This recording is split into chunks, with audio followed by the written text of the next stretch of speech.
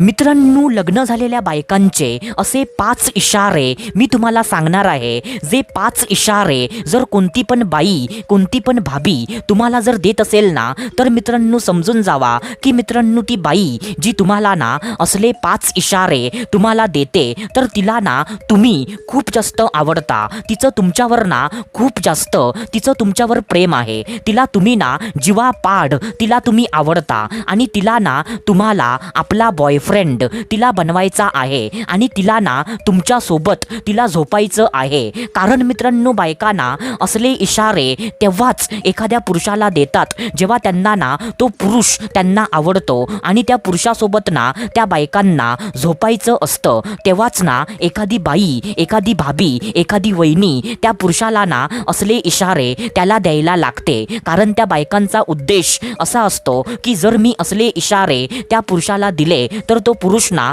समजून जाईल की म्हणजे मला तो ना आवडतो आणि मला त्याच्यासोबत ना झोपायचं आहे. पण मित्रांनो, गंमत काय असते माहिती आहे का, की मित्रांनो जास्त करून पुरुषांना म्हणजे मित्रांनो ना 100 मधल्या 80% पुरुषांना हे इशारे ना त्यांना हलके वाटतात. त्यांना असं वाटतं की म्हणजे हे इशारे ना नॉर्मल आहेत आणि ते पुरुष ना ह्या इशाऱ्यांकडे दुर्लक्ष करतात. आणि मित्रांनो, त्याचं नुकसान असं होतं की जी बाई आपल्या हातामध्ये आलेली होती, जी बाई ना आपल्याला ठोकायला देणार होती, तर त्या बाईला ना आपण आपल्याच हातातून आपण तिला घालवून बसतो. तर मित्रांनो, असं काही ना तुमच्यासोबत कधी होऊ नये, त्याच्यामुळे मित्रांनो आज ना ते इशारे मी तुम्हाला सविस्तरपणे सर्व सांगणार आहे. तर त्याच्यासाठी ना हा व्हिडिओ तुम्ही पूर्ण बघा. तर चला सुरुवात करूया आजच्या या धमाकेदार व्हिडिओला.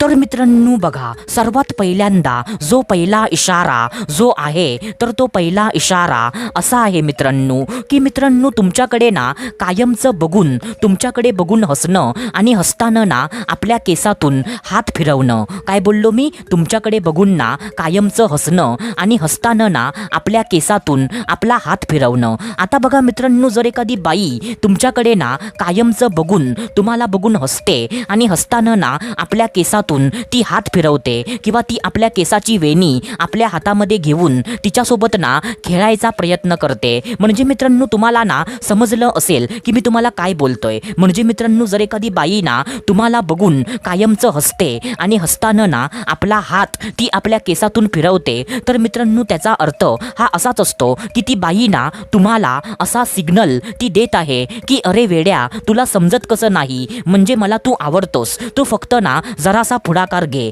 मी तुझ्यासोबत ना म्हणजे झोपायला तयार आहे, असा त्याचा अर्थ ना म्हणजे मित्रांनो असतो. पण बहुतेक पुरुषांना ना ह्याचा अर्थ कधी समजत नाही. त्यांना असं वाटतं की ती बाई ना उगाचच मला बघून ती हसत आहे. पण मित्रांनो, बायकांना त्याच पुरुषाकडे बघून कायमच्या हसतात जो पुरुष ना त्यांना आवडत असतो. नाहीतर मित्रांनो, बायकांना असं कोणत्या पण पुरुषाला बघून कायमचं हसत नाही. तर मित्रांनो, ह्याला ना तुम्ही लक्षात ठेवा. आता त्याच्यानंतर जो दुसरा इशारा आहे, तर तो दुसरा इशारा असा आहे मित्रांनो की मित्रांनो स्वतः ना तुमच्या सोबत बोलायचा प्रयत्न करणं. काय बोललो मी? स्वतः तुमच्या सोबत बोलायचा प्रयत्न करणं. आता बघा मित्रांनो, तुम्हाला ना ही गोष्ट तर माहीत असेल की मित्रांनो बायकांना कधीच एखाद्या पुरुषासोबत बोलायचा प्रयत्न करत नाही. उलट म्हणजे एखादा पुरुष म्हणजे आपण ना एखाद्या बाईसोबत बोलायचा प्रयत्न केला तर ती बाई ना फक्त म्हणजे हां ओके ओके असं बोलून ना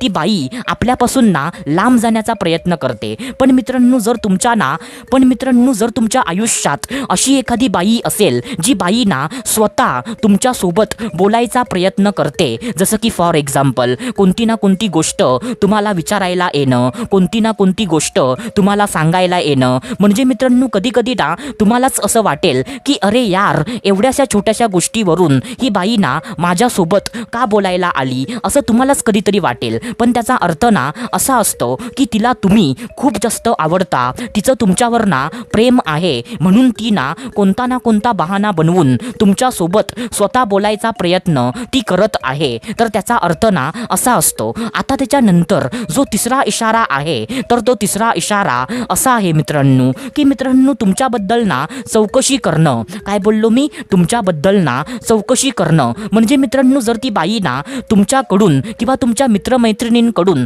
तुमच्याबद्दल ना चौकशी करते. जसं की फॉर एक्झाम्पल, तुम्ही ना कुठे कामाला जाता, तुम्ही ना घरी कधी येता, तुम्हाला ना काय आवडतं, तुम्हाला ना काय आवडत नाही, तुमची कोणी गर्लफ्रेंड आहे का, किंवा तुम्हाला ना सध्या कोणी मुलगी तुम्हाला आवडते का, जर तुमची गर्लफ्रेंड होती तर तिचा आणि तुमचा ब्रेकअप कसा झाला, एक्सेट्रा एक्सेट्रा एक्सेट्रा. म्हणजे तुम्हाला ना आता समजलं असेल. तर मित्रांनो, जर असं ना एखादी बाई तुमच्याबद्दल चौकशी करत असेल तर त्याचा पण अर्थ ना असाच होतो की तिला तुम्ही खूप जास्त आवडता. कारण मित्रांनो, बायकांना त्याच पुरुषाच्या बद्दल चौकशी करतात जो पुरुष ना त्यांना आवडत असतो. नाहीतर मित्रांनो, बायकांना असं कोणत्या पण पुरुषाबद्दल चौकशी करत नाही. बायका त्याच पुरुषाबद्दल चौकशी करतात जो पुरुष ना त्यांना आवडत असतो. तर मित्रांनो, ही गोष्ट ना तुम्ही लक्षात ठेवा.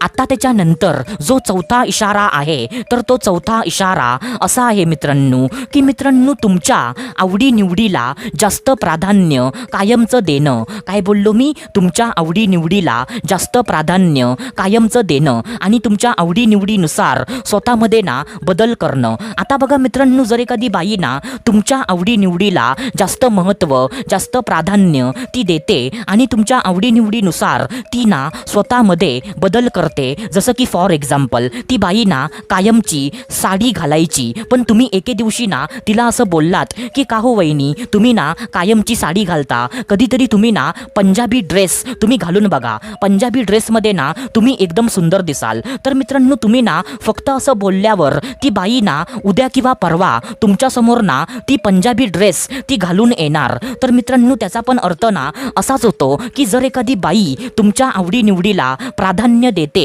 आणि तुमच्या आवडीनिवडीनुसार स्वतःमध्ये बदल करते तर त्याचा अर्थ असाच असतो की तिला तुम्ही खूप जास्त आवडता, तिचं तुमच्यावर ना प्रेम आहे. कारण मित्रांनो, बायकांना त्याच पुरुषाला असं म्हणजे जास्त महत्त्व देतात आणि त्याच पुरुषाच्या आवडीनिवडीनुसार स्वतःमध्ये बदल करतात जो पुरुष ना त्यांना आवडत असतो. नाहीतर असं बायकांना कोणत्या पण पुरुषाच्या बरोबर असं करत नाही. तर ह्याचा पण अर्थ ना असाच होतो आणि हा इशारा तुम्ही लक्षात ठेवा.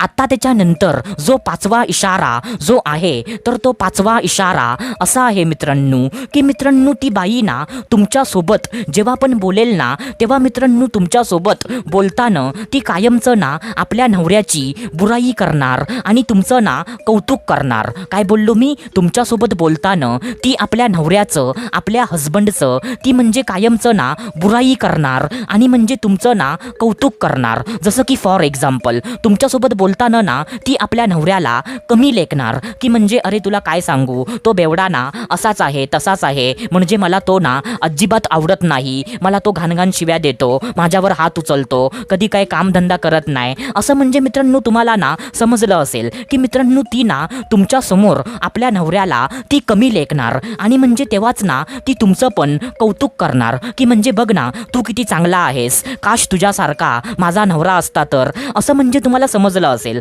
तर मित्रांनो, असं जर एखादी बाई जर करत असेल ना तर त्याचा अर्थ असाच असतो की त्या बाईला ना तुम्हाला असं दाखवायचं आहे की अरे मी ना माझ्या नवऱ्यासोबत खुश नाही आहे, मला माझा नवरा आवडत नाही आणि मला ना माझ्या नवऱ्यापेक्षा पण 10 पटीने जास्त तू आवडतोस, असा त्याचा अर्थ असतो मित्रांनो. म्हणून मित्रांनो, बायकांना एखाद्या परपुरुषाच्या समोर आपल्या नवऱ्याला कमी लेखतात आणि त्या परपुरुषाला ना जास्त महत्त्व देतात, त्याच्यासमोर ना त्याचं कौतुक करतात. तर त्याचा अर्थ ना असाच असतो. पण बहुतेक पुरुषांना ना ही गोष्ट समजत नाही. पण मित्रांनो, जर एखादी बाई तुमच्या समोर आपल्या नवऱ्याचं बुराई करते आणि म्हणजे तुमचं कौतुक करते तर त्याचा अर्थ तुम्ही हा समजून जावा, कधी ह्याला तुम्ही इग्नोर करू नका. कारण त्याचा अर्थ ना असाच असतो. तुम्ही ह्याचा अर्थ समजून घेतला पाहिजे. तर मित्रांनो, आशा करतो जे मी तुम्हाला सांगितलं ते सर्व काही तुम्हाला समजलं असेल. तर आपण भेटूया दुसऱ्या व्हिडिओमध्ये.